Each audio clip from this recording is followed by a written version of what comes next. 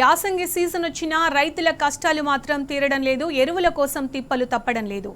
అసమర్థ కాంగ్రెస్ పాలనలో యూరియా కోసం అన్నదాతలు నానా కష్టాలు పడుతున్నారు. జనగామ జిల్లాలో యూరియా కోసం రైతులు రోడ్డెక్కారు. ప్రభుత్వానికి వ్యతిరేకంగా నినాదాలు చేస్తూ ధర్నా చేపట్టారు. పాలకుర్తి మండల కేంద్రంలోని ఆగ్రోస్ రైతు సేవా కేంద్రం వద్ద పెద్ద ఎత్తున రైతులు క్యూ లైన్లలో పడిగాపులు కాస్తున్నారు. ఈ దుస్థితి వచ్చిందని రైతులు మండిపడుతున్నారు.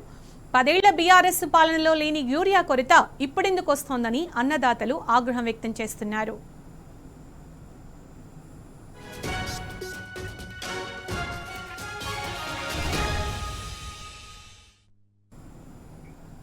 ఇదే అంశానికి సంబంధించి పూర్తి సమాచారం మా ప్రతినిధి రవికాంత్ అందిస్తారు. రవికాంత్, యాసంగి సీజన్ వచ్చినా కూడా యూరియా కోసం రైతుల కష్టాలు తప్పడం లేదు. ఎరువుల కోసం అలాగే కొన్ని నెలలుగా చూస్తున్నాం క్యూ లైన్లలో పడిగాపులు కాస్తున్నారు. దీనికి సంబంధించి అప్డేట్స్ ఏంటి?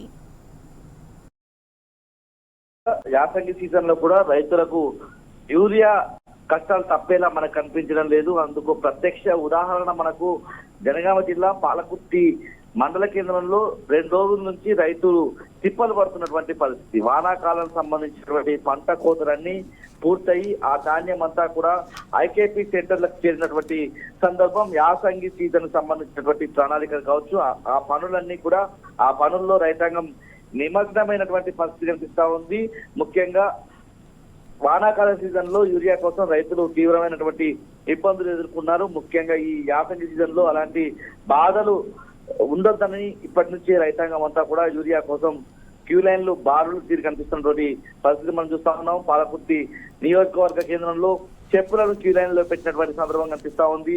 నర్సపేట నియోజకవర్గంలోనూ ఇదే పరిస్థితి కనిపిస్తా ఉంది. పూర్తిగా ఖానాపూర్ మండలంలో కూడా మొన్న పెద్ద సంఖ్యలో రైతాంగం అక్కడికి చేరుకొని యూరియా కోసం బారులు తీరు కనిపించారు. ఈ ఉమ్మడి వరంగల్ జిల్లా వ్యాప్తంగా మళ్ళీ యాసంగి సీజన్ లో యూరియా కష్టాలు తప్పేలా మనకు కనిపించడం లేదని మనం ఈ క్యూ లైన్ల ద్వారా మనం అర్థం చేసుకోవచ్చు.